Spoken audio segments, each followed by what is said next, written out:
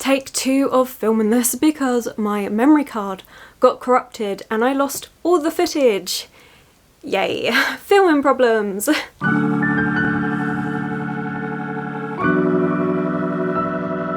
Hello my loves and thank you for joining me. It's Kirsten and we are doing a tag video, which is the first time that I've done this sort of video in a while actually. So thank you so much for Bibbidi Bobbidi Books for tagging me in this. I will have her channel and the original creator of this all linked below, as well as all the different questions in case you would like to do this.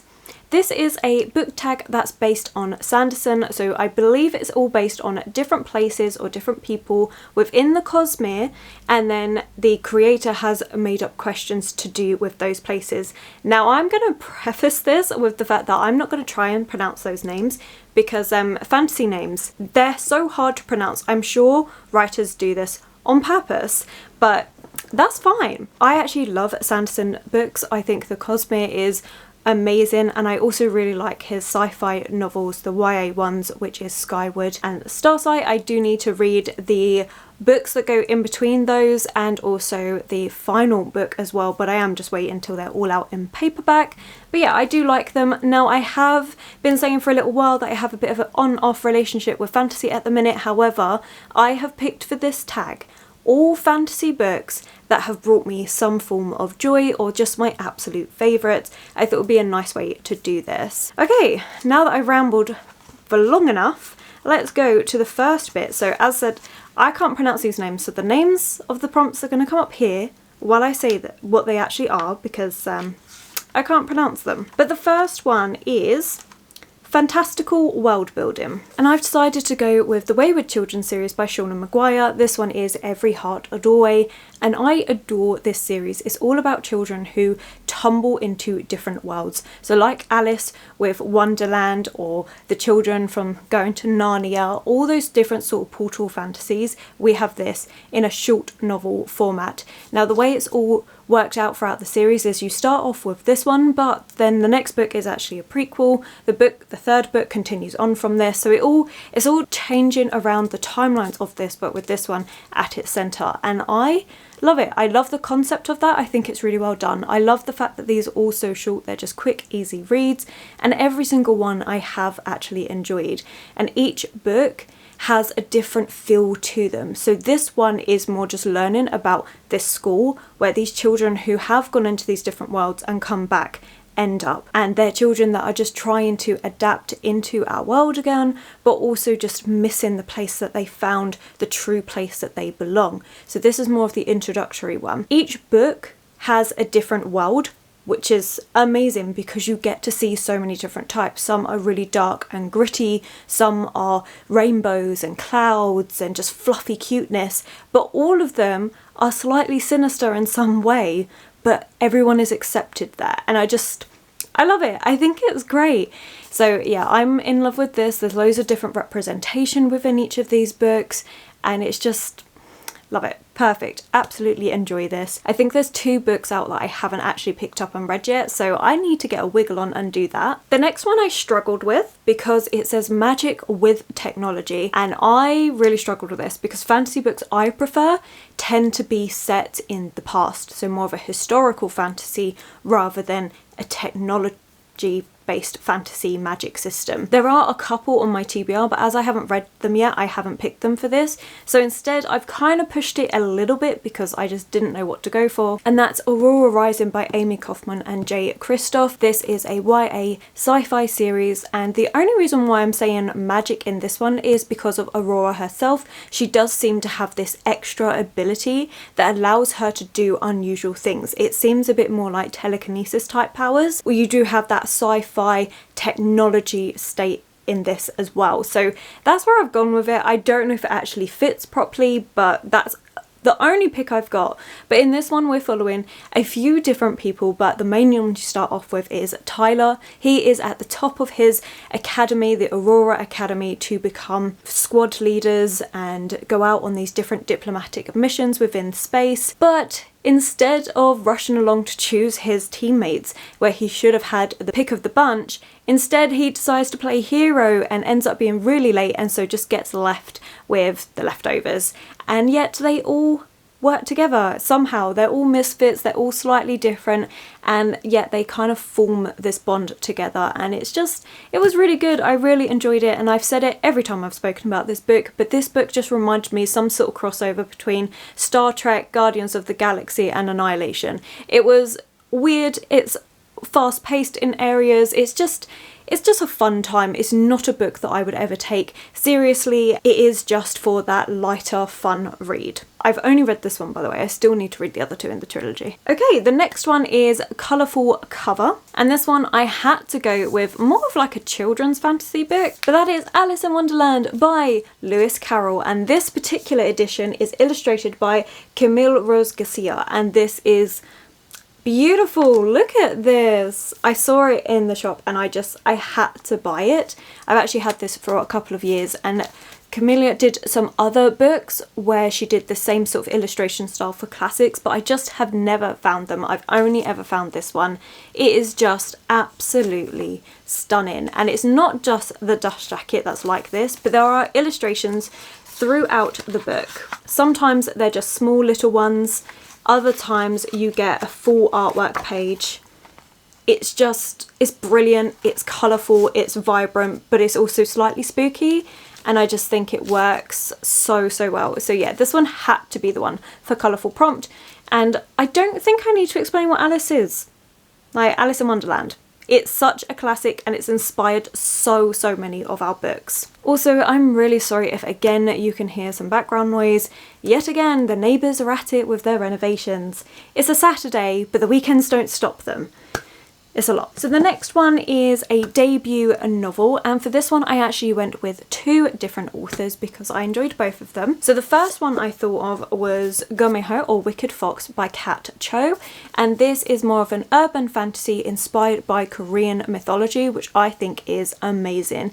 Our main character is actually a nine-tailed fox, but she's also part human, and it's just so intriguing. You also get the standard YA fantasy of a love interest and that high school setting and the drama from that, but alongside all of that you do have this mythology that's wrapped around it. I also loved just the setting, the food that gets involved. Like, it's so much fun, and it's not one that I've seen many people talk about. It had a lot of hype when it first came out, but it has died down. But I do think, especially if you're interested in mythology books, this is a good one to go for. There's so much about Greek mythology out there that I am always on the lookout for different mythology inspired books as well from different cultures. This one was just one that I really enjoyed. I actually liked the second one, Vicious Spirits or Dokkaebi, more, but that's just because I think I got on with those characters more. Either way, I still think this was really good. Plus, look at this cover. Stunning.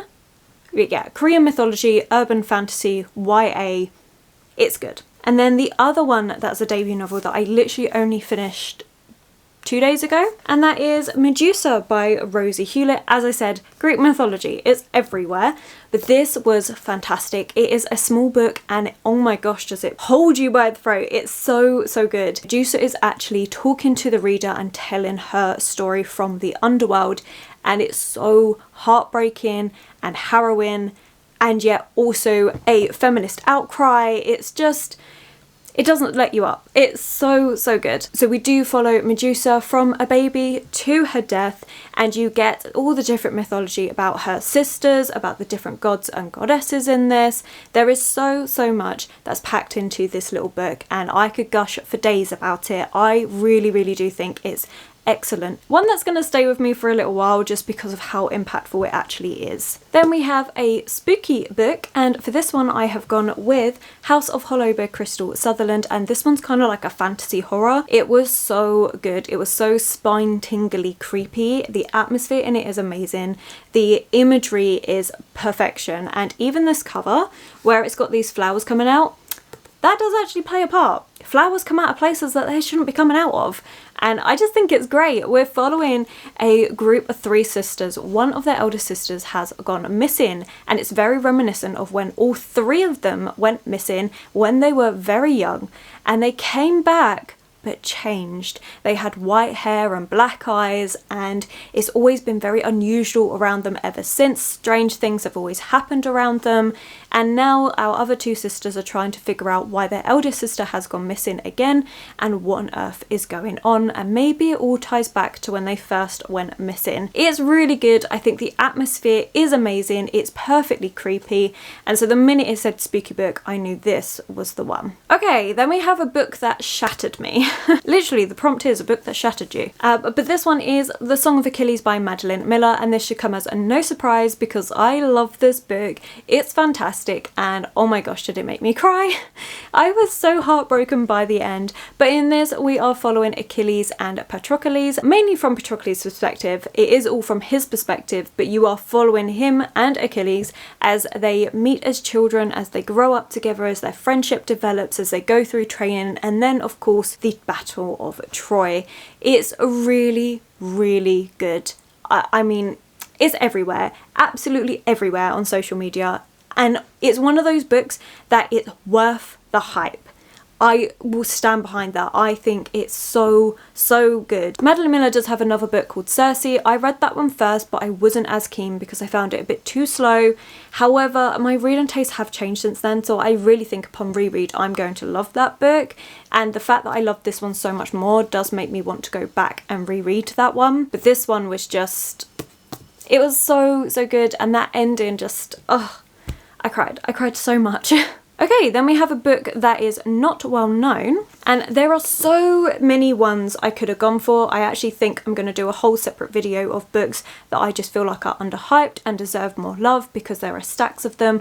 But for this video, I have gone with The Strange Case of the Alchemist's Daughter by Theodora Goss. This is book 1 in the Athena Club trilogy, and if you like horror classics and you haven't read this book, you're doing something wrong.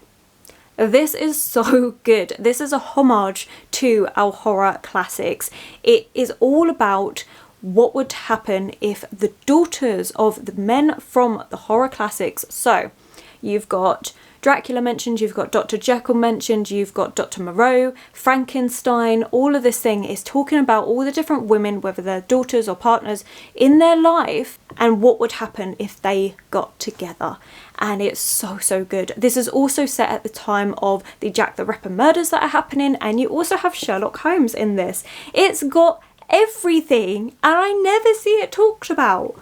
Please read it. It's amazing. I actually want to do a reread because I first listened to this on audiobook. I never see this in the shops ever, and this was at a time when I was actually listening to audiobooks, which I don't know, I just don't do as much anymore, and I loved the audiobook. I laughed out loud with the audiobook. The way that this is structured is that the girls have all got together and are writing this as a novel, and the person that's writing it is keeping in all of the other comments that are happening as the novel's being created. So when somebody goes, oh, but that's not exactly how that happened, or I'm sure the readers don't need to know about this, or it adds to it so, so much. So yeah, I loved it. I definitely do think the first book was my favourite out of the 3, but fantastic. It just has so many different horror classics. So if that's your genre, if that's your jam, please read this. Okay, I've calmed down a little bit now. The next prompt is a book with either 2 halves. So it could be 2 point of views, 2 timelines, just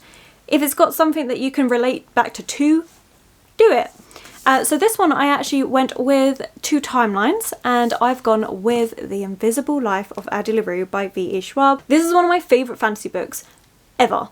And I have actually noticed, again, I think I'm going to do a favourite, I can't decide if I'm going to do just a favourite books video or a favourite fantasy books and then favourite non-fantasy books, because I am a massive fantasy reader, or I definitely was, and so a lot of those, there are ones that just hold out as to be perfection. I haven't decided. Maybe let me know in the comments below. What do you think? Would you like to see it all in one video? Would you like 2 separate videos? Let me know. This book just encapsulates what I like about fantasy. It has got beautiful writing in it, and I love it so much. But I should probably say what it's about. So this one, we are following Addie LaRue. We follow her in Centuries Gone, where she's made a deal with basically a devil to get out of a marriage because she doesn't want it. This is not the life that she wants, but back then that is what women were expected to do. The devil accepts, makes this deal, however this deal is not what it seems, and she's now cursed with very, very long life, but the fact that nobody's ever going to remember her, so she can do whatever the hell she wants because not one single person will ever remember her. If they just turn away and then turn back around, they will have forgotten who she is. Like if she left a room or something. It's really, really creepy in the way that that works and the way that Vishwa explores what is life if you cannot leave an imprint of it. It deals with a lot, but it does have two different timelines. So you have a modern day timeline where you're seeing Adeliru and how she's actually dealing with all of this, and then you have a second timeline where it's following through the generations of her struggle to deal with this all at first and how she got to where she is. It's really, really good. It's slow moving, there's not loads of plot in this, it's definitely more of a character driven story and just exploring this theme of if you aren't remembered, what has happened. Like it's good, and I'm not doing a good job of explaining it, but I loved it. I think it's one of Fia Schwab's best books that she's ever written. It is very different to all her other books, but I loved it. Okay, then we have a book with animals in it. And for this one, I've gone with Natural History of Dragons, a memoir by Lady Trent by Marie Brennan. This is a recent read and a recent favourite. I loved this. This is so good. So we are following Lady Trent and she is writing her memoir. So she, again, is looking back on her life, has moments where she's talking to the reader, and it's all about her being young in this one and growing up with the fact that she loves dragons and she wants to study them, but because of the setting, which is kind of like that Georgian Victorian era where women are expected to have a ladylike pursuits, natural history is not seen as one of them because it's a science, and you know, that's far too much for women.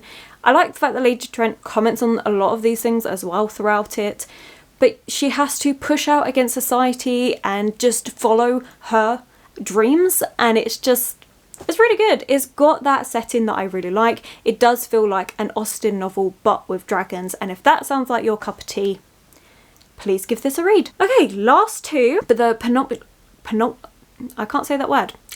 The next one is a book with war in it. I have to admit there was a few different books that I could have used for war. Actually, you know what? Let me do another one. Let's do two books. That way you've got two different types of fantasy books going. So the one I've just gone to get is Jonathan Strange and Mr. Noor by Susanna Clarke. It's a beast. It's a tome, but it's brilliant. And there is actually a war. So this is set in English history, the actual times of it. And there was a... Ooh, that happened. But this is in 1806 and it's the Long War with Napoleon. Loved it. Fantastic. Because it's set in 1806 England, you do get that setting of proprietary and the mannerism and everything of this. But you also have it interspaced with magic because we have magicians. These two are the last two in existence. Now, the way this is formatted is amazing. There are stacks of footnotes in this, and within those footnotes are stories of themselves, and they could be really, really short snippets, they could be really long stories, like as in a couple pages, and those is where it talks about the different folklore of magic within England, so tales like the Raven King and things like that throughout this. And I think it's great. So you get that touch of magic in this as well. And then you have the actual 1806 England setting, and it's great. And the war does play a big part in this because Jonathan Strange actually goes off to help in the war. As he is a magician, he can actually use his magic to help in the war. So that's one that I do recommend. It's a tome to get through, but it's one of my favourites.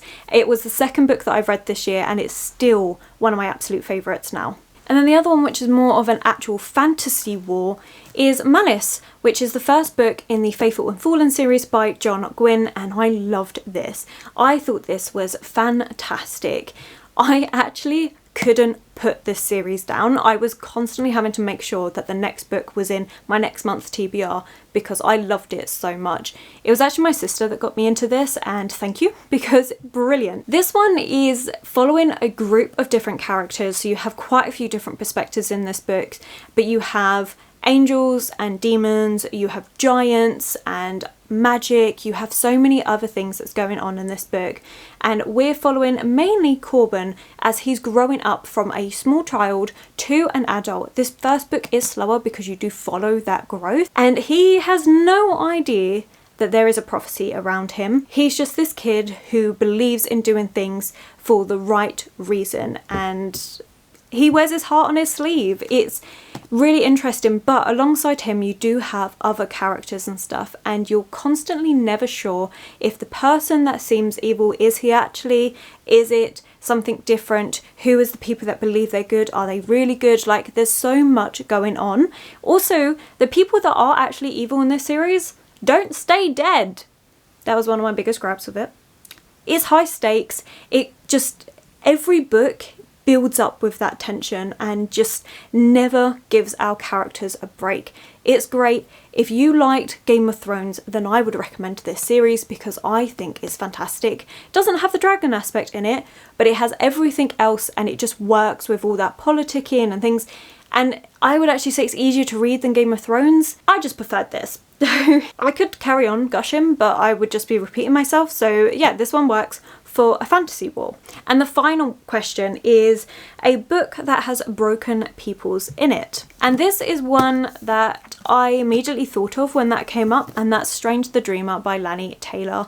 This is beautiful, fantastic, lyrical writing that I just adore. And the reason why I think it works for broken peoples is because there is this place called Weep. Now, Weep is somewhere that no one actually believes is actually a real place anymore. It was an actual place, but the real name of it has been wiped from memory. Apart from Laszlo Strange believes Weep is a real place. He believes something's happened around that. He doesn't believe it's called Weep, and he's just constantly researching and trying to find out more and more. But he gets ridiculed because a lot of people just think, well, why are you wasting your time with this? It's not a real place.